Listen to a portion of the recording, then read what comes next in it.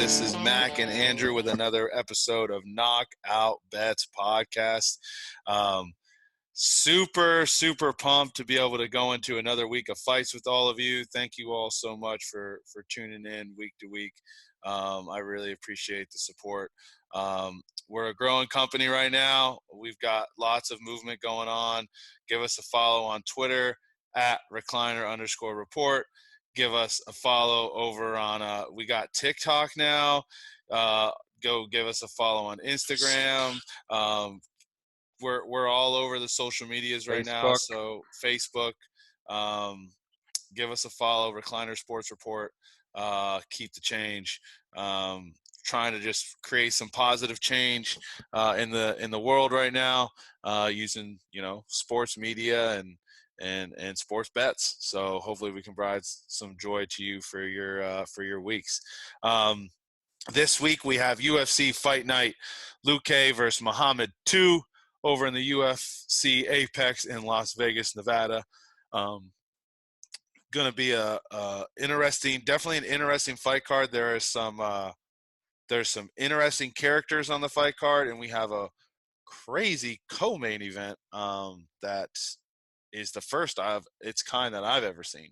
The fact that it's even the co-main event, but two great fighters nonetheless.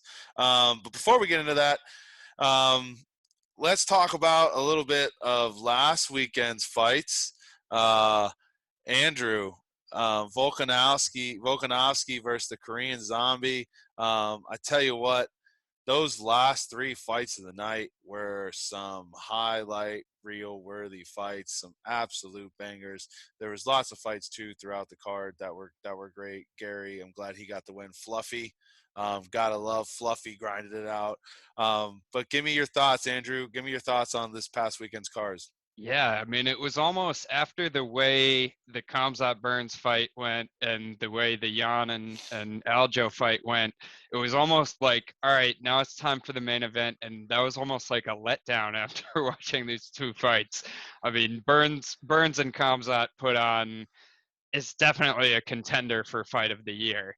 And for me personally, I had thrown a way too big bet on Khamzat before the fight, and so to see him come through was super exciting and also just a super huge relief. Like, I just bet this dude at minus 490 with way too big of a bet, and luckily it came through and helped me salvage my night a little bit. But that's, I think, obviously the one that stands out. I mean, It was just an Durinho absolute is a war. tough SOB. Khamzat proved that he can go 3 rounds with somebody who's high level in the division and get the win. Yeah, absolute war. Yeah, I mean, it answered our question that we had last week, which was, can Khamzat go the distance? Does he have the gas tank? And, it definitely showed a little, or at least it looked like he was about to show some signs of fatigue after he worked. Again, he came out fast, abusing I mean, I remember one of the first takedowns he had, he pretty much spear tackled Burns, and they bounced so hard off to the cage that they bounced back almost seemed like to the middle of the mat.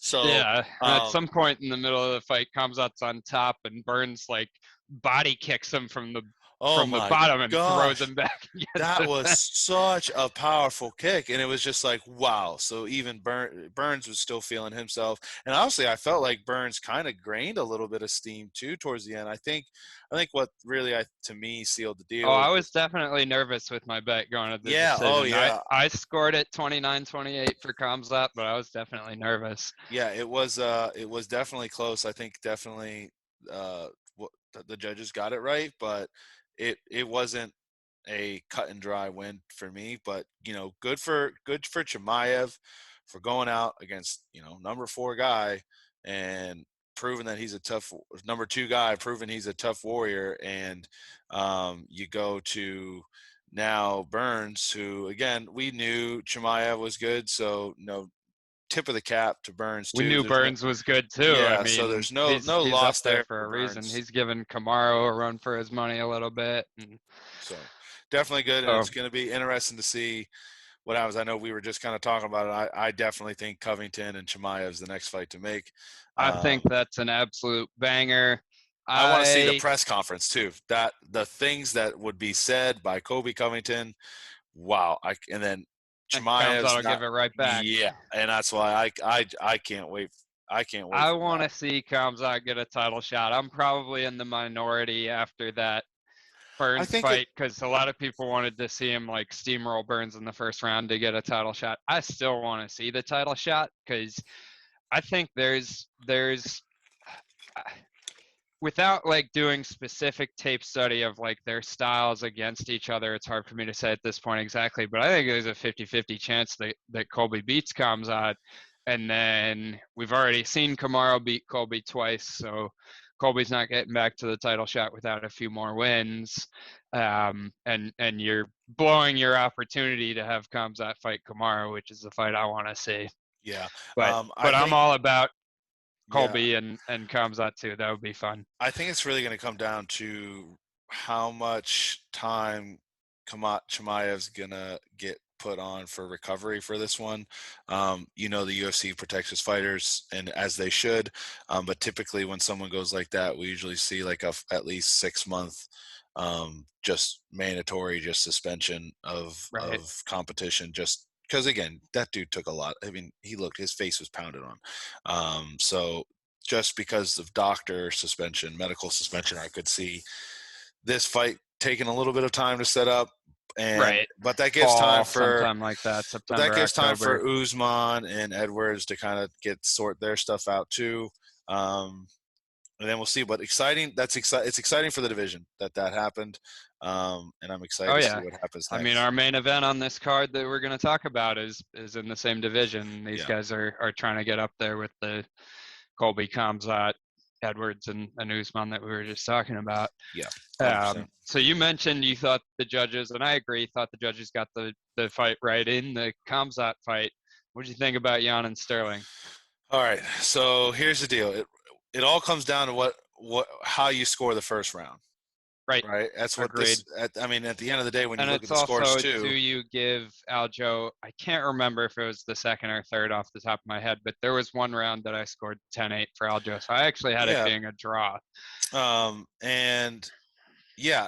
Or did they both? Were both 2 and 3 10-8s? I don't know either. But that must have been Jan had a 10-8 somewhere. But I think Jan got himself into trouble in the second and third. All right. No doubt. And won the fourth and the fifth. And that is 100% Jan's own fault, but that's always been his fighting style, is to download, right? Because what happened in the fourth and fifth? He downloaded all, but the problem is he wasted 2 rounds, which is what we said he can't do, right? Now, Sterling had a game plan. He said it in the press conference what he was going to do, and he worked it. But give it up to Jan. I mean, so this is what I don't like about it is, yes, in terms of positioning, Sterling's got the dominant position, got the back, and was, again, I think it was 3 minutes and 3 minutes. I think it was 6 minutes total. Like both, when they got to the back, it was about 3 minutes left in the round. But credit to Jan for not getting submitted in that. And honestly, it was pretty useless what was going on there. You know what I'm saying? Jan pretty much held Sterling's hands down. I'm actually surprised that they didn't stand him up, because there was really nothing going on. So then I look at it like that, and I'm like, well, yeah, he was on his back, but nothing happened. So to give it a 10-8, you're like, well, yeah, I get it. He had the ground control time, but again, when you're stuck in that position, for you to not get submitted, that shows even more talent. So, and then I go with, as a judge, and again, we're not judges, I would have judged that as, all right, who looked better at the end of the fight? And Jan looked better, and he was putting Sterling on the ground. Sterling was doing that thing again where he was just only shooting and then literally laying, putting his head down on the ground. I swear to God, I almost saw Jan throw another illegal knee at one point. Exactly which one I thought. That one that was right in the side. It wasn't the head, but it was. And even Joe Rogan was like, "Oh, that's a nice knee." I'm like, that was so close to being exactly what we were talking about before. Yeah, man, I think it really just came down, I guess, to what happened in the first round. It was definitely the first round, yeah. Yeah, I think 100% Sterling won 2 and 3. Jan won's 4-5. So I'm guessing that's what happened was what they did there. Right. Again, I'm upset. I thought Jan did enough to win, but he should have. Like we always say, you can't let this go to the judges' scorecard. Not in a fight like that. You got to end with a knockout, or you got to end with a finish. You got to leave no doubt. And it was definitely a close fight. Like, it's not one of those ones. It's one of those ones where you can disagree and you can say you think Jan won 4-5, but you can't be super mad at it because that first round was super close. Yeah, like 100%. You can't be mad at that one going either way. And but that's all Jan's fault. Jan, and he's taking it, and he'll be back. The dude's one of the most dangerous fighters we've seen in that division, so he will be back. I'm sure of it. And honestly, at this point, a Jan Sterling 3 has to make sense, considering the first one was what happened the way it went. At some point, I mean, I think Jan probably has to get like a win, like just one. Because it seems like, I mean, Sterling called out TJ Dillashaw at the end of the fight. That's probably the one that's going to happen next. So Jan probably needs one win and can be right back up there. Yeah. And who is next in that division? Who knows? Well, TJ Dillashaw is probably next for Sterling. Who Jan's going to fight? Well, time will tell. Yeah. Because he already beat Sandhagen. I mean, he. That's one person I thought, Sandhagen. And again, you can't forget about O'Malley. Not that O'Malley's there yet, but he's on his way up there. So yeah, Cruz is still kicking too. So right, you have Jose Aldo now in that division. I mean, yeah, it's gonna it's interesting. Dudes. It's interesting. I do feel like this hold up in that division with those two really has put a delay on some other exciting fights that could have already been happening. And now we're in another weird position again where it's like, all right, well, Sterling won, but like, I don't know. That was too close to just say, like, you're not running it back. But like you said, you kind of got to move on in that division a little bit before you can get back to that third fight. But I could also see Sterling losing to Dillashaw. I could see that. And then we're looking totally. and then what are we looking at there? You know Jan what I'm saying? And Dillashaw, probably. Right. You know, so interesting nonetheless. One of my other two more. Okay, go ahead. Yeah, sorry. One of my other ones though, buddy. The Boa by sub. I was going to go there too. We called that one. One of my favorite ones of the whole night. I remember. So I had to watch that fight. I was out to dinner with some friends, so I actually was watching that fight on my phone, and I'm sitting there at the end of the table, and I just remember going, "Oh my God, I can't believe he just did that!" And the whole table looking at me like, "What just happened?" I was like, Vanderaa made a mistake, man. He thought he had him hurt. He went to the ground with him. He tried to submit Oleinik. I mean, that's a huge feather in your cap if you get a sub win over Oleinik. And I thought I was didn't end well. I was watching it. I was like, "Oh my gosh, is he about to submit him?" And then, yeah, of course, you got to remember, Alexi's been there before. He knows how to get out of those. A time or two. I mean, that was his 60th professional win. Yeah. So, it was crazy watching him get out of that submission, to just see him go just to his basics, foundations, getting out of it, breathing, and then boom. All of a sudden, he's on top and doing what he does. Now, what I did like was Vanderaa. I don't know if you saw the clip of those two backstage afterwards. Vanderaa went to Alexi and was like, "Hey, can you teach me that submission?" And the Ezekiel choke or something. And or and they went over it a little bit, and you could tell like it was cool. Really good, like passing of the torch, a very nice like little sportsmanship vibes there. And again, if you're gonna learn how to submit someone, going from the boa constrictor, one of the best. But nonetheless, very impressive. I hope he retires now. Let's go. Get the guy out of here. Let him. I mean, he said in his post-fight interview, he's obviously joking, but I thought it was mildly amusing. I think it was Rogan asked him, "How long are you keep fighting for?" And he said, "Oh, not too long. Like just another 5 or 10 years." That guy. We said it too. We said he got one round left in him. He needs to do it in the first. He did it, but I don't know, man. He did it. The thing is, he can do that to anybody. He's like, I mean, he's like Tom Brady. Like, I mean, that's a bad comparison because Tom Brady's still elite level for whole games, but they're about the same age and they still got it. Yeah. I Oh mean, yeah. Good Tom for him Brady can though. sit in the pocket and put the ball on the money, and Alexei Oleinik can submit anybody in the first round. Yeah. Good for him though. Super pumped I, about I that. want to see him fight again. I don't want to see him retire. I want to see him. I want to see him try to submit somebody else. Yeah. Right. Yeah. Oh man. Good for So him the though. last one I think we should hit before we get into this card is we got to talk about Volkanovski. Like that was just a dominant performance We against a knew. really tough, really good fighter with the Look, Zombie. props to the Zombie, but we both knew how that fight was going to end. It went about how we thought it would.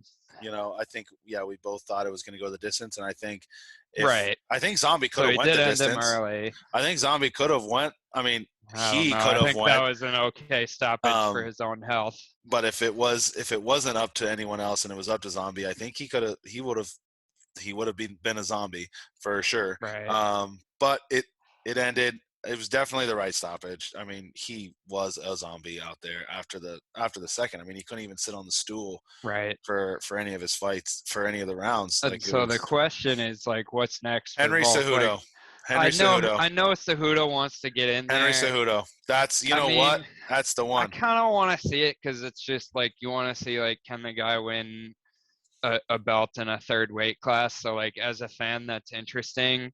But Volk's also not wrong when he says like you can't just come in and after having not fought for 2.5 years or however long it's been, get the title shot up a weight class right away. Like I kind of agree with Volk when he says like at least beat one guy and then get the title shot. And what I want to see for Volk is I want to see Volk Holloway 3. I mean, Yeah. I'm just such a big Holloway fan.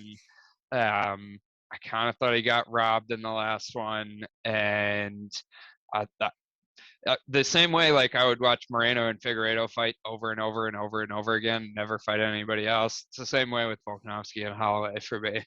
Yeah. I would just watch those dudes have like a 7-fight series, best of 7 wins. Yeah. But wow, give it up to Volkanovski for calling out the whole division and telling him to get better. That was wild. I mean, but it's not wrong. When you're that good, you earn man. being able to do that. But yeah, again, I'm not 100% sure why the UFC made that fight to begin with. But Dana, the boss man, has some type of plan. Well, it was just Volk had to fight somebody, and that was the next guy. Yeah. Another notch on Volkov's win belt, but yeah. I don't know who besides Holloway or Cejudo for that division is going to bring much excitement. I mean, again, this was exciting. He's already beaten everybody. He beat Ortega. He's beat the Zombie now. He beat other guys on the way up. He's cleaning it out. Yeah, clean out the division. So we'll see. All right, man. Well, we ready to get into this then? Let's do it. All right. So again, we got UFC Fight Night, Luque versus Muhammad 2, UFC Apex, Las Vegas, Nevada. This week we're going to bring to you, instead of going down fight by fight, we're going to try something a little different, and we're just going to give you who our fights to watch are for these cards. We're going to try a new way this week, and then try to give you like what our bet picks are for there. So instead of trying to go fight by fight, let's just pick the ones so what me and Andrew have realized is that there's lots of fights that we end up passing on, mostly because of the odds, and we just, we're not super fans of wanting to place a bet on something. If we always want to gamble with some type of advantage, and you got to know sometimes when to pass up on a fight. Sometimes there are guys like Willie Cat last weekend who has a crazy highlight reel, but you don't really know much about him. And right. So spending 10 minutes breaking down that fight is a lot of jokes about the nickname Willie Cat. Yeah. So we are going with a couple of the fights, 6 fights to be exact, that we think have some really high value to, and are exciting to watch and could hopefully, help you out with a couple bets and maybe even. It's also just props to everybody who is on the grind and does a show similar to ours where week after week they're finding the time to break down 13, 14 fights. I mean, having full-time jobs like we do, it's harder to find the time sometimes to do a full card. And so props to the people that are out there doing it. And we're going to try a little bit different format where we kind of cherry pick the fights that are the most exciting to us and go through those ones. All right. So the first one we have for this is on the prelims. It's a heavyweight matchup. We got Chris Barnett versus Martin Buday. Oh man, I am so excited to see Barnett back in action. He is always exciting to watch. Has always the potential to have a highlight reel fight. Give me your thoughts and opinions on this one, Andrew. Yeah. So last week we had Tisha Torres on the card, whose nickname is the Tiny Tornado. I almost wonder if we could go with Barnett as the Giant Tornado, because that's how he fights. Right. Exactly. And he has like two different nicknames out there depending on which website you look at. Some people call him Huggy Bear, and some people call him Beast Boy. So we'll see which one of those Bruce Buffer has for us. If it's Buffer, if it's not the other guy on Saturday, but the other guy, what's his name? Joe Martinez, I think. Yeah. That does the fights that Buffer doesn't do. So yeah, I mean, Barnett, that's what he is. He's a giant tornado with about 1.5 rounds of cardio. Like, he is not super technical, but for being a guy, I mean, he's 5'9" and like pushing 265 pounds. 277. Like, yeah, I mean, he fought at like super heavyweight or whatever, above 265, and he's 5'9" and he's super agile. Like, he could probably cut down like maybe all the way to 185. He could definitely make 205, but that's just not him. I mean, he's a big dude that's light on the feet, agile, totally wild. Like, he throws kicks from everywhere, hands from everywhere. Nothing's really technical, but if it hits you, it has the potential to put you to sleep. He has heavy leg kicks, kind of wings his shots. He likes to throw the Superman punch, especially because being 5'9", he's usually the shorter fighter in most of his fights. So that's something that can help him get to a guy like Buday, who's 6'4", like 7 inches taller. Barnett also eats shots really well. Like, he's a wild man like that too. Like, he'll get hit and keep coming. Buday, there's an easy comparison for breaking down this fight. Buday fights a lot like Ben Rothwell does. He doesn't quite have the ground game that Ben Rothwell has, but very similar type fighter where he's going to plod forward, he's going to pump the jab, he's good in the clinch, he's fairly technical for a heavyweight, not the fastest hands ever of all time, but pretty technical. Solid jab. His striking defense isn't the greatest, so I think there is the chance for the wild shot from Barnett to connect, which is what I really want to see. I mean, we saw his celebration last time where he did like a front flip, front flip, and landed on his butt and is just rocking out, just enjoying the head kick knockout he had over John Vellante. So Buday also not necessarily the greatest competition on his record, which doesn't give me the most confidence to bet on him in this fight. I mean, the reason this fight is exciting is because Chris Barnett's in it.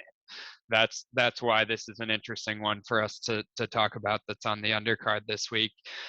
I'm struggling with a pick. I don't feel good about putting minus 220 or whatever Buday is at right now on the money line on him.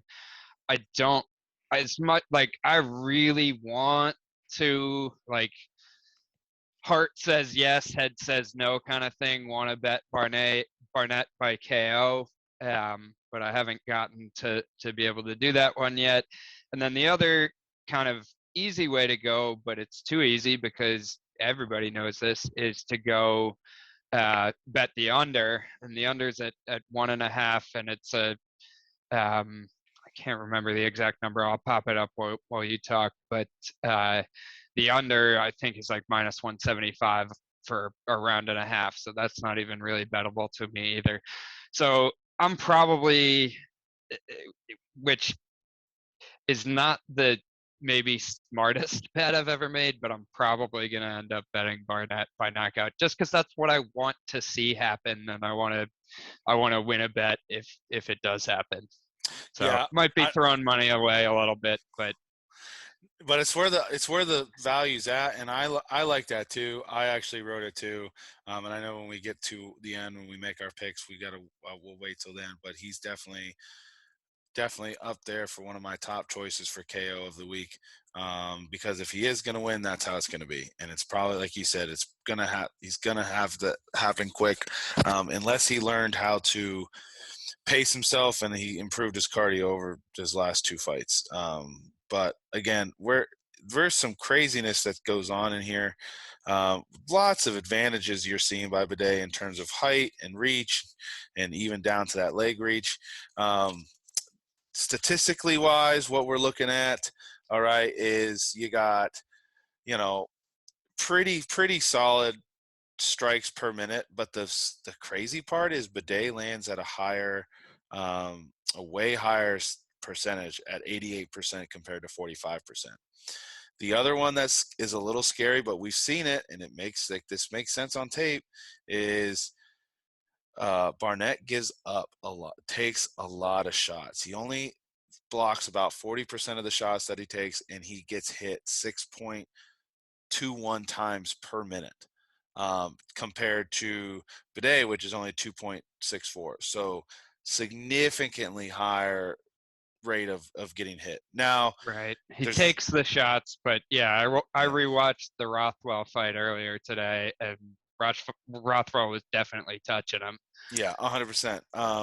Now, the grappling, I'll just be very clear. If I see this thing go to the floor, it's because Buday is trying to just tire out Barnett. But probably his game plan, get him in the clinch and work for the takedown. So definitely there's a reason why Buday is the favorite. But again, I'm going strictly based off of I think the level of competition, and knowing that Barnett has that capability to end a fight so quickly. I mean, again, you look at his 17 career knockouts. 17 knockouts, like, of his 22 wins. So that's very impressive. And a lot of knockouts. And what I like about his style is, again, that Taekwondo style. Like, he's mixing up crazy stuff, and being that big, being able to be that size, but also quick and athletic to perform some of the high level striking that he does. There's a lot of question marks, and you're like, what do I prepare for? Is he throwing hooks, jabs, kicks, Superman punches? What's he doing? Right. Wheel kicks. Yeah. Like, you know what I'm saying? So I'm picking Barnett. I like him. I like him enough to take him. I think this is definitely going to be an interesting round. But right. That's well said. One of them is not lasting too long. Nope, not at all. But yeah, so yeah, that's my pick. All right. So again, that's Chris Barnett versus Martin Buday, heavyweight bout. That's one of our first to watch, and on the prelims that we feel is a bettable fight. All right, moving right along. We have, this one's actually the one I am excited for. Like, this might be, of all the fights we've picked, this one, besides because I like Barnett, that's why I'm excited to watch him. But in terms of like what I want to see William Knight do, because of how massive he's gotten and how strong that man has become, I'm excited to to kind of watch what he's going to do here. So this next fight that we have Devin the Brown Bear Clark, who's coming in at 12-6 versus William Nightmare Knight, who is coming in at 11-3. This is a light heavyweight bout. No, I thought this one was actually heavyweight. So they're listed as a light heavyweight bout, but I will say that William Knight is being listed at 242. So either they have missed, either it's a light heavyweight bout and they're not doing it in the right division, or they've labeled that wrong. But ESPN's got it as a light heavyweight bout. So I thought the same thing too. That's the division they both usually fight in. But I think because this one is a little bit shorter notice for both of them, that they're doing it at heavyweight. Yeah, it's interesting. Like I said, I don't know why ESPN is showing it as I'm trying to light heavyweight. But like I said, I saw that video of William Knight bench pressing like 400 pounds. Insane, strong dude. I'm a fan of William Knight's fighting styles. He's coming off a tough decision loss. It is heavyweight. But ESPN's wrong. Yeah, like you said, they probably just are saying because that's where they usually fight. It's being listed as a heavyweight. Because I saw the same thing, 242, and I was like, why is it listing it as a light heavyweight? Because that's right. And the other guy, Devin Clark, he's 223 too, so he's above his weight class. But I'm excited for these two. I'm excited to watch William Knight and see how he's developed over this last camp, and he definitely looks stronger. He looks bigger. I think he likes being the bigger weight. I think everyone, you see it all over Twitter, everyone is, wow, I think William Knight is found where he should be comfortable at. But go ahead, give me your thoughts on this one, Andrew. Yeah, so we all know that William Knight has knockout power. I mean, the guy's shoulders, he's probably whatever, a very small percentage of body fat is, like 2% or something. His conditioning is insane. He's strong, extremely muscular. He wings his shots a little bit. He's not super technical on the feet, but if he connects, you're getting rocked or going to sleep. He can also wrestle. He has good top pressure, really good ground and pound. But he's also one of these guys for me that's really tough from a betting perspective. Actually, both the guys are in this fight. Of their performances in the UFC, they've been inconsistent. Like either one of them can come out and look like a world beater, or come out and look like it's just not their best day. Like we've seen that from both of them, and so both of these guys are a little bit tough to bet on just because of that. I know for William Knight, like his last fight against Grisham, you throw that out a little bit because he came in on a few days' notice, and he missed weight by like 13 pounds or something like that, but that was because it was on super short notice. Devin Clark, he's a super strong wrestler. That's his MO. He strikes decently, but doesn't really have knockout power. He's got solid leg kicks. What he really wants to do is take you down, hold you down, grind on top, and win a decision. That's his MO to win. But I mean, you look at, he got mauled. The only fight of his that I had time to go back and watch was the most recent one against Ion Cutelaba, and he just got absolutely mauled by Ion Cutelaba, who, granted, is probably a little bit higher level guy than William Knight, but it makes you wonder what William Knight can do given that performance. So I have not bet this one yet. I'm a little stuck on it. I probably am leaning towards William Knight by KO. I think that's betting wise what I'm leaning towards, either that or pass on this one. Yeah, I think, kudos to Devin Clark. I think his wrestling is definitely top notch. But I'm going with William Knight here. Same thing. I'm definitely taking William Knight by himself. Just this is a straight underdog. No parlay with it. Just definitely straight underdog. That's But around plus 150 or so. I mean, yep, you're and getting I like decent that. odds on that. I love it. I really do like it a lot. And the why I'm feeling confident again. You look at the stats. All right, we got. He's got a slight advantage on significant strikes.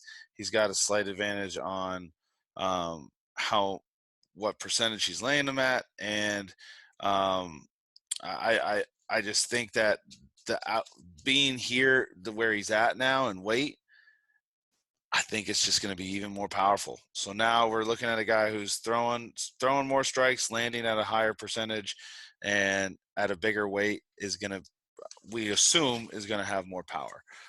Even more power, which is scary because he already had a lot of power at light heavyweight. And then again, you look at Devin Clark's last fight, getting mauled like that, I don't know if you can last 3 rounds getting punched like that by William Knight.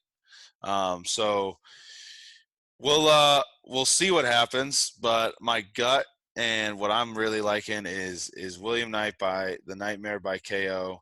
I think William Knight definitely needs a win here. Again, he's fought some, he's fought some good guys in that division, but I think his last fight losing to Grishin, I think he needs to, if he wants to prove again that he can make a run in that division, or if he's going to heavyweight, then you got some other bigger dudes in there you got to worry about. But I think he needs to get a win back in the win column here, and an electric KO finish would be just the thing for William Knight to get him back on track. I like it that we're on the same side with the plus 150. Again, so that was William Knight versus the Brown Bear, Devin Clark, in a heavyweight matchup. Which again, this is crazy to think that William Knight is 200 and going to be coming in at 242 pounds. Well, that's probably just somebody's guess, but it's That's probably on the pretty UFC. accurate. That's on the UFC fight page right now. Again, we don't know if they're right or wrong. Yeah, I mean, we'll see what they weigh in at on Friday, but I also don't like how UFC and ESPN are never on the same page. They always got things out of order. And it's it's the promotion itself, and then the network that's showing all the fights. Yeah, and both of them are really slow to update their websites and not necessarily always accurate. Like there are other sources like Tapology and SureDog and other websites that are just like reporting websites, but that are more accurate more of the time. Oh, 100%. All right. So next up, we have a featherweight matchup. Pretty wide line here. One of the wider ones that we have on our cards. But we have Pat Sabatini versus TJ Laramie in a featherweight matchup. Go ahead, Andrew. Give me your first thoughts on this one. Yeah, I think obviously the line is wide for a reason, and I don't think it's wrong. Sabatini's 3-0 in the UFC. He's all about wrestling. He's super strong. He's incredible on the ground. He has really good submissions. And the most impressive thing to me about Sabatini is just how he flows on the ground. The way he transitions from position to position, he's always a step ahead, even of other guys who are solid grapplers. Laramie's coming in. He hasn't fought in almost 2 years, but he's still only 24 years old. So a lot of the time, when your last fight you were 22 and now you're 24 for this fight and you haven't fought in between, a lot of the time you can make major improvements in that in-between time. And Laramie has a lot of good experience against high-level guys throughout his very, very young career. He started professionally fighting, I think, at 17 years old, and has fought some really good guys all the way along to the UFC. He lost his first fight. He went for a very wrestling style takedown and got caught in a guillotine by Derek Minner. So obviously that's not great. He lost that fight in less than a minute, but there's not a whole lot of tape to take much away from in that fight. I mean, he got caught in a guillotine. It happens sometimes. He's also a primary ground guy. He's also tiny for the 145 division. I think he's like 5'4". You see him on tape; he just looks small. That being said, he also has power in his hands. He's a very solid fighter who I think is going to get mauled by Pat Sabatini. And I don't know where I'm going to go with a bet with this one. I'm definitely going to be betting Sabatini. And what I'm kind of trying to decide on still is, am I going to bet Sabatini by sub, or am I just going to parlay Sabatini's money line with something else? Because I do think that Laramie might not quite be getting the credit that he deserves, having lost his one fight in the UFC in under a minute for how talented he is. But I do think it's going to be a mauling by Sabatini. So even just talking it out loud myself these last few seconds, I think I'll probably end up just parlaying Sabatini's money line with something else. Yeah, that's not a bad pick at all. I'm actually going to ante up on you. I'm going by sub, but I'm going to pick the round too, and I think that's where the money's at. And I think I'm really thinking about first round sub. I think that's where the value is, picking the round and the method of victory. I think You that's can get some nice high odds doing that. That's where I'm leaning towards. And then in addition, I will definitely have Sabatini in a parlay as well. But again, you're looking, when I see the stats here for this one, you're seeing 4-inch reach advantage, 1 inch on the legs. Laramie's got a little bit of an advantage in terms of significant strikes landed, by over 1.5 pretty much. But in terms of percentage of strikes landed, Sabatini's got the advantage with that, with 55%. So, and then again, you're looking at Laramie is taking more damage, and he's only blocking about 26% of the shots that are being landed. So, to me, yes, he's throwing more, but he's taking a lot more. And he's, again, 26% blocks on significant shots. That's not going to get it done against Sabatini. And then you look at the takedowns and see, here's where this is why I think Laramie's going to get himself in trouble, is because I think Laramie thinks he can out-wrestle Sabatini. I think he has a 50% takedown accuracy. He's very similar in takedown average, 2.56 compared to 2.82. But I think he's going to go out and try to prove a point and try to beat Sabatini in wrestling, and Sabatini's going to catch him. Yeah, but that's why I think. But if you look at what Laramie likes to do, and it shows again in his last fight about what happened, he got himself caught. So he should avoid it at all costs, because Sabatini is very good, and like you said, the way he flows is very, very good and talented. So, but I think Laramie's gonna get himself.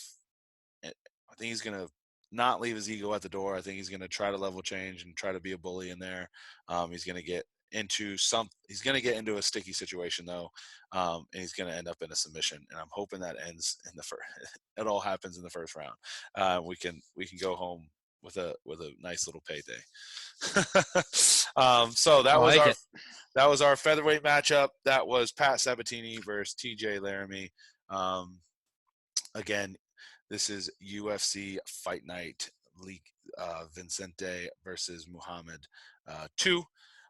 Over in the UFC Apex Arena in Las Vegas, Nevada. Next up, moving right along. Next up, we got Miguel Caramel Thunder Baeza versus Andre Fialho. Baeza's coming in at 10-2, coming off a loss in his last fight, and Andre is coming in at 14-4, and with 1 no contest, also coming off a loss in his last fight. Andrew, go ahead. What's your thoughts on this one? Yeah, well, my first thought is that this is the fight that should be the co-main event, and I can see how Baeza actually has 2 losses in a row, and Fialho lost his first fight in the UFC, so I can see why maybe you don't make that the co-main event when both guys are coming off losses, but this one's going to be fireworks. I mean, this is going to be most likely, unless it ends early, this is going to be a contender for fight of the night. Baeza always has fun fights. I mean, if you want to see an absolute war of a fight, go back and watch Baeza's fight with Santiago Ponzinibbio. That was just back and forth, absolute war. That's one of the ones where you just have two guys going at it, and it ends in the best way possible with both dudes just standing in the center for the last 15 seconds, winging bombs after they've been doing that the whole fight, going back and forth. So, um, Baeza is an exciting guy. He's a good prospect. He is coming off 2 losses in a row, though. He hits really hard. He goes all out, and his striking defense, even though his striking offense is really good, his striking defense isn't that great. He does the thing where he kind of leaves his strikes out there for like a half a beat longer than he really should, which leaves him very open to being countered. And he's been rocked in quite a few of his fights in the UFC.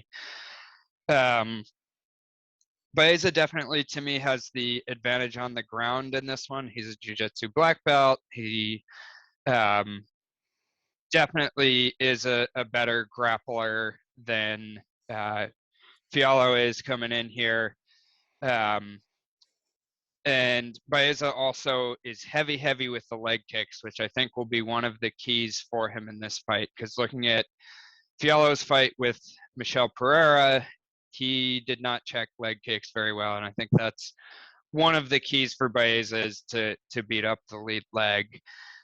Um, Fialho is coming in. He's fought in the PFL. He's fought in Bellator. He's fought in the LFA. He's fought in um, a bunch of different high-level promotions. So he is relatively new to the UFC, but has high-level experience and good solid wins in his career. 11 of those by knockout. He's primarily a boxer. He has solid offensive wrestling. I don't think that's where he's going to want to go with Baeza in this one, but it is there. His boxing is super, super technical. He's just really good with the hands. He also uses his elbows really well. He's got a good chin. He can take a shot and keep coming. He has decent takedown defense, which I think that's going to be one of the keys for him in this fight, because I think Fialho has a slight advantage on the feet between these two. Fialho showed up really solid on super short notice against Michel Pereira in his first fight in the UFC, and Pereira's a killer. So Fialho lost that fight, but he took it on short notice, and he definitely like showed up and showed out in that one. And I actually am going to go with Fialho, the underdog in this fight. It's a possible knockout bet for me. I think the takedown defense is good enough to stay away from there long enough. And Baeza has shown to like to get into firefights on the feet. And if he does that with Fialho, Fialho is the more technical guy.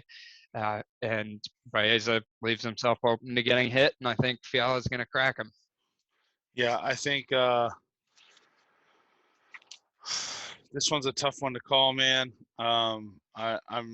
I'm not 100%. And again, I thought I had an idea until I was listening to you there, and now I just went back to where I was I before mean, you started Baeza is talking. really good. It's totally valid to be on that side of it. I think what's throwing me off is so tail of the tape. We're looking at pretty much dead even.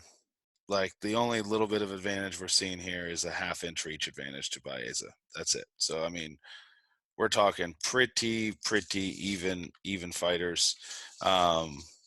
Both have. I mean, we're looking. This one's a Fialho's average fight time is 15 minutes.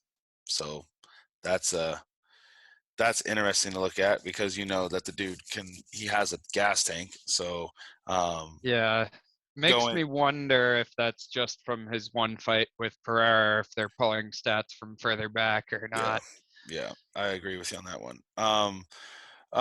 But then you look at the numbers, and now the the one that stands out to me though is Fialho takes 7 shots per minute. That is a lot more than most fighters are that you would see. Um, so I don't know. I mean, he's got a gas tank though, so maybe he knows what he can do. My thing is though, I think if this thing goes long, right, what does that look like on the scorecard then? What does that look like to the judge's eyes? So I think it's we're in a tough. I think the line's a little wide. I could see that. To me, I'm seeing this more as like a pick 'em, and I'm that's right there with you, and that's why I'm betting Fialho is because I got him at plus 155. I bet it already, and yeah, I'm right there with you. I think from a picking standpoint, it's very close to a coin flip, and so because I can get the 155 is why I went there, because um, because I think there's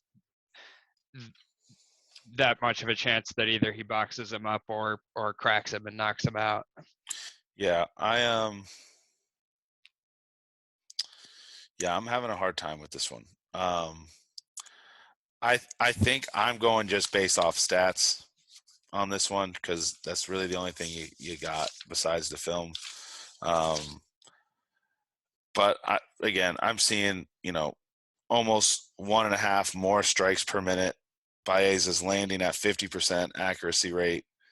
He's taking 3 less shots per minute, and he's blocking 7% more shots than what Fialho's taking too. And it's I'm not saying that as Fialho might be the better striker, but to me, if those numbers show up on a scorecard like that, that's what I would see as a judge is that he's landing more and he's got more significant strikes, he's got more volume, and in a firefight like that, the guy who has more strikes or is landing more typically is going to get the win on the scorecard. So what I do think though is the over. I think the over is the bet to go on that. I think these two, like you said, unless there's a finish, these two are 100%, I think, getting fight of the night. Early lock for those two. These two are going to come out slanging and banging, and we're just going to see 15 minutes of just straight punches, punches, punches, and punches. But yeah, I think I'm going to take Baeza again just because of the statistics. I think to me lean a little bit are better for me, but again, we're looking at minus 175. So I think the betting standpoint for me is wanting to take the over wherever that line ends up being. Awesome. All right, that was our welterweight fight, Baeza versus Fialho. Next up, we have a crazy co-main event. I've never seen this before. I don't know if you have, Andrew. I can't remember one off the top of my head. Maybe there has been one and somebody in the comments can tell us, but I can't remember one off the top of my head where it's 2 guys making their UFC debut that are in the co-main event. Even on, no disrespect to any of the fighters on this card, everybody in the UFC is amazing, but I think as fans we can all agree that this isn't the strongest card that's been put out recently, and even with that, to have 2 guys making their debuts being in the co-main event is interesting. It's different. But if there's 2 guys to make a debut as a co-mains, it's That's the these 2. thing It's is, these 2 yeah, in guys. one sense it doesn't make sense, and in another sense it totally makes sense because these guys are both marketable. They're both UFC caliber fighters. I mean, we sometimes see the guys coming off the Contender Series that they lose 2 or 3 fights in a row and they're right back off the UFC roster. But these guys, I think they're both going to hang around for a while in the roster, and not only that, maybe make some noise. Yeah. So give me your initial thoughts on this one. Yeah. So I don't know if we even said the names yet, but it's Kyle Borralho and Gadzi Omargadzhiev. I'm probably butchering that pronunciation, but that's the best I can do. So like we mentioned, both of their first fight in the UFC. Borralho is so interesting. He's a judo black belt. He likes to grind in his fights. He probably has, I don't know. Like I wrote in my notes that he has a little more power on the feet, and then I'm picturing the little bit of tape that I watched on both of them, and I don't know if he does have more power.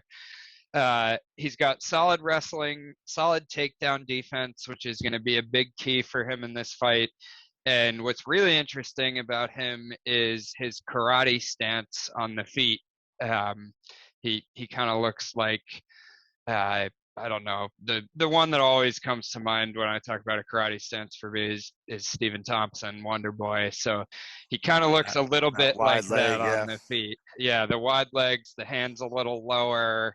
Mortal Yeah, Kombat style.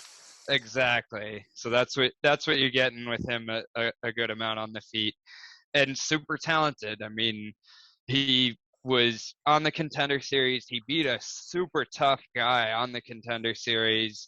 I believe he was an underdog in that fight too. And Dana didn't sign him, but he gave him a chance to come back 3 weeks later. He just hung out in Vegas, waited around for an opportunity, came back at light heavyweight, knocks the guy out in the first round to earn his contract. So really cool story there. He also has uh, the words free spirit like really large tattooed across the neck, so that makes him an interesting guy just that way too.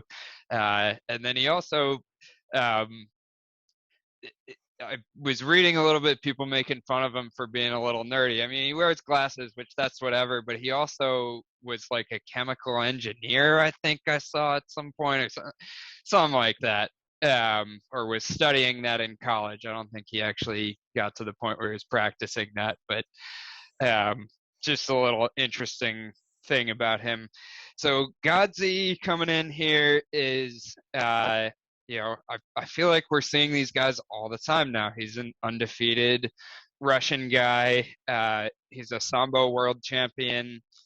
When he gets you on the ground, he has the amazing Russian shoulder pressure that we see from Khabib and Makhachev and all of those guys. He has nasty, nasty elbow ground and pound when he gets you on the ground too. Like you see a lot of guys that'll use their fist to pound out. He uses a lot of elbows with his ground and pound, which I always wonder why more guys in the UFC don't do that. Because like getting hit with that slicing elbow and just getting hit with the elbow, how hard it is. Like I always wonder why more guys don't do what Godzi does with the ground and pound and throw a ton of elbows in there. Yeah, right. He has fought solid competition on his way to the UFC. He mixes kicks in well. He's got the big overhand right that a lot of wrestlers have and uses that big overhand right to set up the takedowns. He also works the body well, which is important, obviously, in UFC. If somebody has good boxing defense that or not even boxing defense, but just defends their head and face well. It's good to work the body with kicks and punches, and he does that well. I don't I don't know if I'm gonna end up having a bet on this fight. I think the only way for me to bet this fight is to bet the underdog, which at this point is Borralho.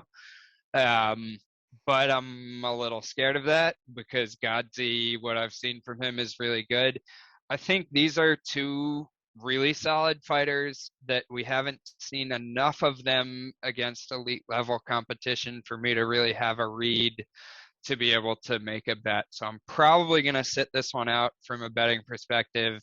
But definitely going to enjoy it. I mean, the UFC is sending us a message about these guys that they're putting them in the co-main event in their first fight. Yeah, I'm going a little bit more confidently on Borralho. I think it's the right pick, no matter even if he was underdog or a favorite. I think Godsey, I think he is a great fighter. I think sometimes the stars just align. I think it's really tough to not just go on Dana White Contender Series, but to go on it twice and win twice. You know, the fact that he didn't get within 3 weeks or yeah, the something like fact that that, he whatever it didn't was. get the contract, and you know, I remember them saying like that's why Dana's like, you won a unanimous decision, but that wasn't Against a really yeah. tough fighter. Jeffrey has 2 losses on his record, and one of them's to Brendan Allen, and I think the other one might be Sean Brady. Like, it's 2 high-level guys in the UFC that Jeffrey had lost to. And so that was a solid win in the first Contender Series fight. Yep. And then for him to come back 3 weeks later, do it again. I really like everything about this kid. I remember I won both of those bets back in the day, so I gotta keep riding with my guy. Again, I think guys, he's very dangerous. I think some things if it'll make you feel any better. Okay, numbers wise, Borralho's landing at pretty much 2.5 more strikes per minute. He's landing at just 2% less on significant strike, but still 64%. That's pretty high landing rate. Yeah. Oh, I think Borralho has a pretty clear advantage when they're on the feet in this one, and I think so. that Here's Godsey has a bit of an advantage on the ground. But here is the interesting stat. Okay, you have Godsey has 100% takedown accuracy, but Borralho's got 100% takedown defense. So yeah, I wonder it's definitely because it's only been the Dana White Contender Series fight. Is it just pulling from the Contender Series fight, those stats? But someone's stat is going to lose that 100. Someone is. Who? I don't know. But I think if Borralho, I'm just looking at see with there's a little bit of a reach advantage too, which I like. 4 inches or 3.5 inches, that's pretty significant. But I think if he can keep this on his feet, I see another quick knockout. But Godsey's also a dangerous fighter, so it's definitely going to be interesting to see how it matches up. But I would say Borralho for him to win.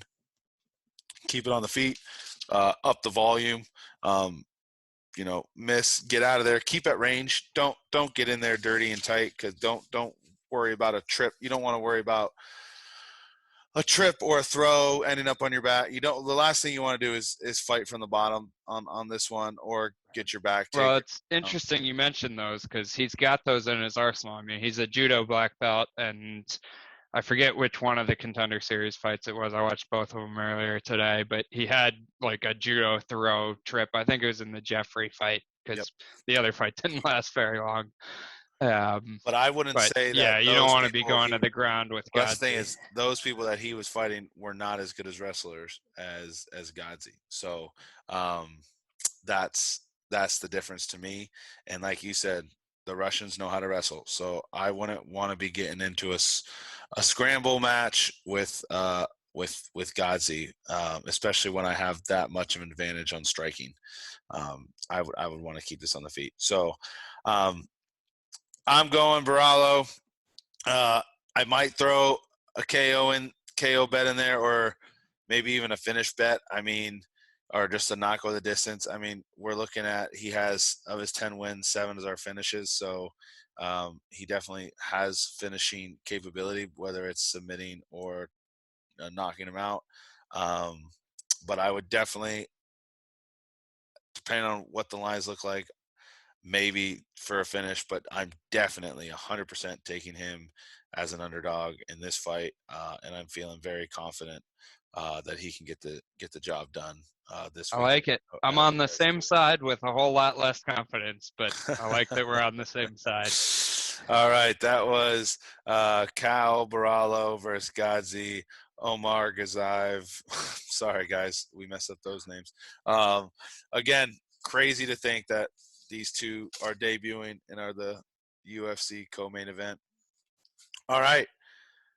Last but not least, our main event of the evening, a welterweight matchup versus two people in the top of the division right now, top 10s. We have number 5 versus number 6. this is what you want to see when it comes to fight matching and fight making. You want to see the best fighting the best. These two are, like I said, top 10 in that division, with one being number 5, one being number 6. So this is definitely, we have rankings up for lines. We have potential title shots up for grabs. There's a lot that is going to happen to the winner of this fight, and it's going to really set the tone for a lot of stuff in this division right now. That there's a lot of there's an unanswered things going outside on right now. possibility that the winner of this main event gets Khamzat next, or gets Colby next, gets a huge name fight next. Yeah, so it's definitely got a lot of title shot in implications to it, to the winner of this one. So we have Vicente the Silent Assassin Luque versus Bilal, remember the name, Muhammad. Luque is coming in at 21-7-1. Muhammad is coming in at 23. And don't forget about that one no contest. Go ahead.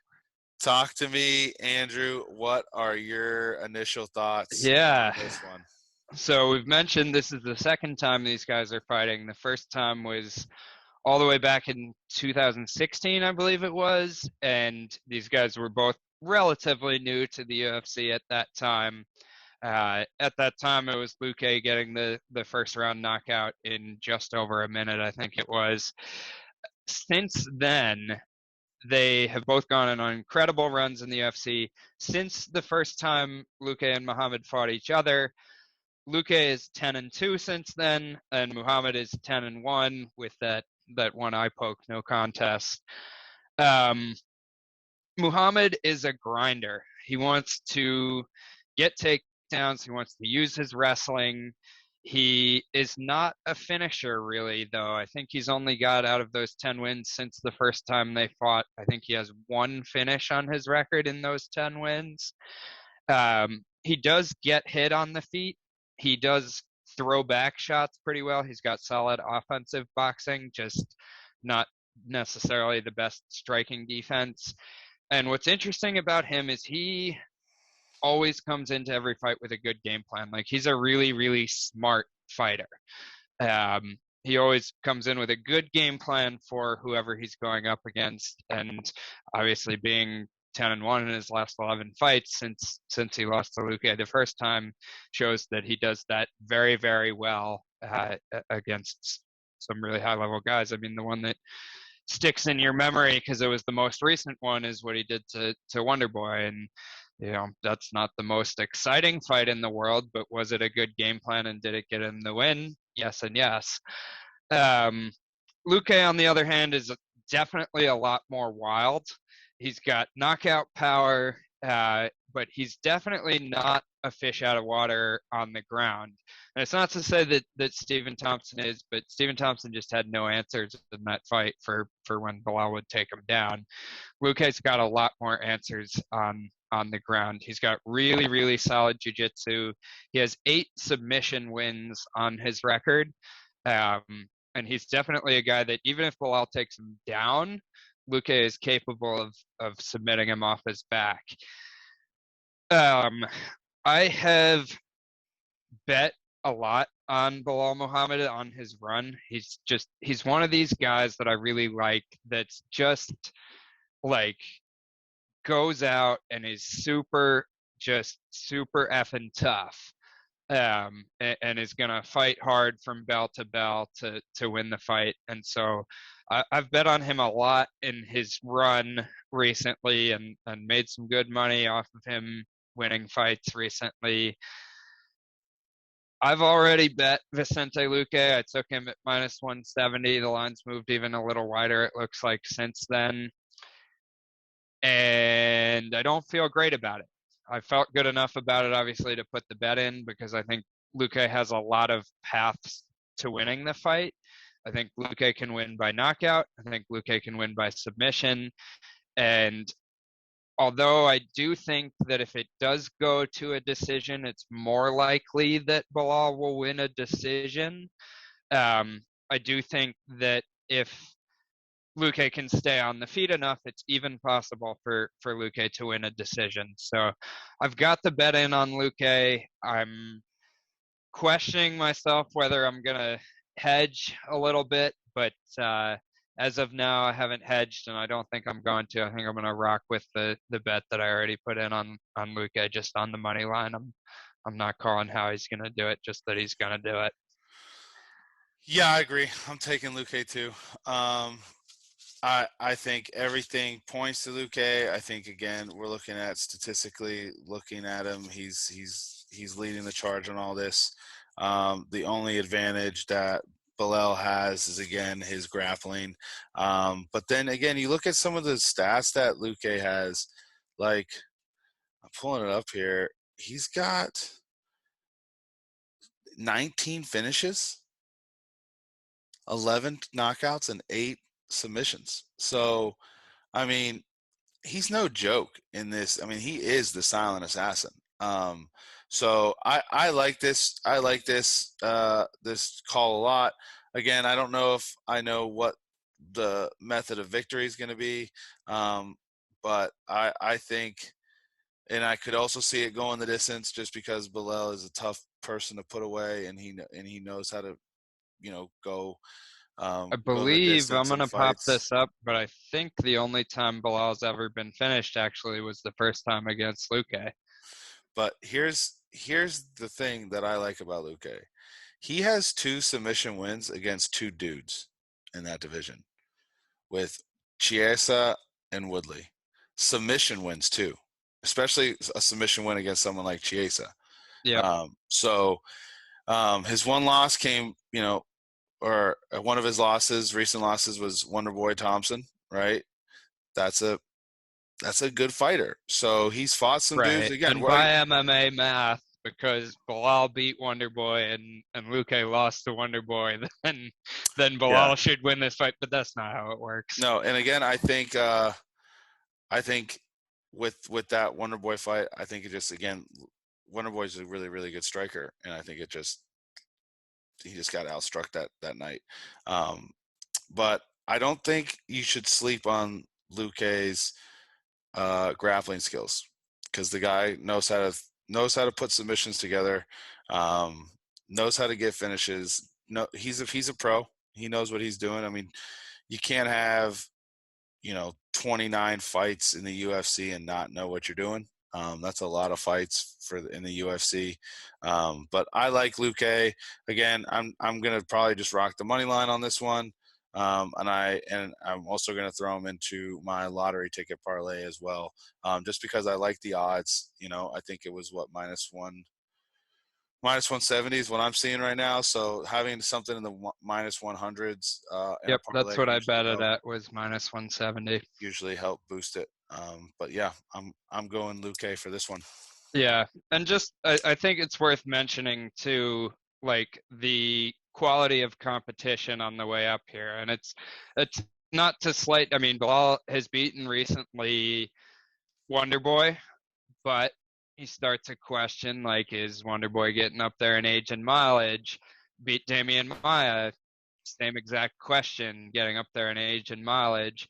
And before that, the wins are not. I mean, stringing together um, as many wins as he did is incredibly impressive.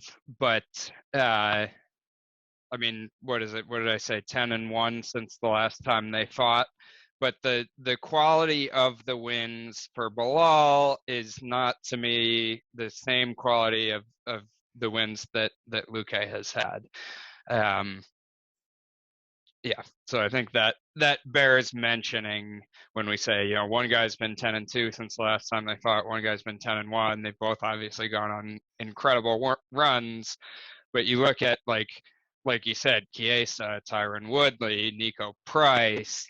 Going back a little further, they're not quite as big of names, but I mean, he's got a win over Mike Perry, and we know Mike Perry flamed out of the UFC, but he was a solid fighter at one point in time.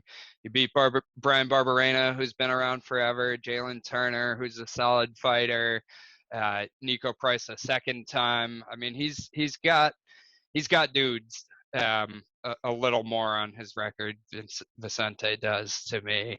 And so I think his run is ever so slightly more impressive because of that. Yeah. All right. Well, that finishes our fight picks for this fight card. UFC Fight Night: Vicente Luque versus Belal Muhammad 2 over in the UFC Apex Arena in Las Vegas, Nevada. Now, time of the show to pick our knockout bets of the night. Do you want to go first, Andrew? Yeah, I'm going to do it, and I'm going to do this just because I love these odds. So I'm taking Andre Fialho by knockout. It's plus 300. I haven't bet it yet, but I'm going to pop that bet in as soon as we wrap up the show. So I'm going plus 300 Fialho by knockout. Let's go. I don't know what the odds are for these, but I got 2, and I'm going Barnett and Knight. I think both are going to get and now I have to hit both have to get a knockout for me to be right, by the way. That's a huge parlay at that point. Doubling it up. I think these two are All both. right, let's see. And So again, Knight by knockout is I'm seeing plus 350. This is best fight odds that I'm pulling this from that has a bunch of different books on it. And Barnett's got to be similar to that. Let's see. I mean, Barnett's like plus 175 to 195 just to win the fight, and then the KO has got to be a little higher at least. So Barnett by KO TKO is plus 275. So it's interesting that so he's plus 195 on the money line, and then the KO only bumps it up to plus 275. Probably because that's like his one path to winning, like him winning a decision by submission. Both seem very unlikely. interesting, just because I'm not getting a line on it. What's the over? What's the under? Or what's the over 1.5? What's the over on that? And what are the odds on that? Over 1.5. Yeah. On Barnett and Buday is plus 135. You would think it'd be higher. I'm actually not surprised. I think these odds are about accurate. I mean, minus 175 for under 1.5 rounds. That's a wide number for under 1.5. But that's why I was expecting the over to be closer to 2, plus 200. So, but whatever. I like it either way. I think I like Barnett winning. Now, my lottery ticket, just based off the fights and that we were talking through tonight, a nice little 5-fighter parlay. This is going to get you pretty much 10 to win 200 is essentially what it is. Plus 2,000. Plus 2,000 odds. I'm taking Barnett, Knight, Luque, Baeza, Sabatini. Those are my 5-fighter. That's my 5-fighter parlay. That's my lottery ticket. And you can keep the change on that one. So my lottery ticket is just going to be 3, but it's going to be super high odds because they're all underdogs. And I haven't put this in, and I'll tweet whatever my one ends up being. I need to get better about doing these before the show, but just based on what we talked about, yeah, you parlay Barnett, Knight, and Fialho, those 3 underdogs together. And if you add in Fialho by KO, which is plus 300, you get some pretty juicy odds on just a 3-fighter parlay there. Yeah, I like that. I like that a lot. All right. Well, thanks again for watching Knockout Bets podcast by Recliner Sports Report. Thank you all for the support. Like I said, we've been growing significantly week after week, day after day. Thank you all so much. Also, if you're still listening at this point, we have started doing another part of our Recliner Sports Report where we've been doing some interviews with some some people that have businesses or small businesses. So if you are a small business and you'd like to come on and talk about what you do and share your awesome stories, hit us up at recliner_report on Twitter, or you can email us reclinersportsreport@gmail.com. Please feel free to reach out to us, and we'd love to get you on for an interview so you can talk about all the awesome things that you do. Again, thank you all so much for watching and listening, and we wish you the best of luck on this weekend's fight cards. Whether you fade us or you ride with us, no matter what, we just hope you Tell have us we're fun. crazy for both betting Chris Barnett. I mean, right. We probably are, but sometimes you just got to bet with your gut. But thank you all again for everything. And as always, keep the change. Keep the change.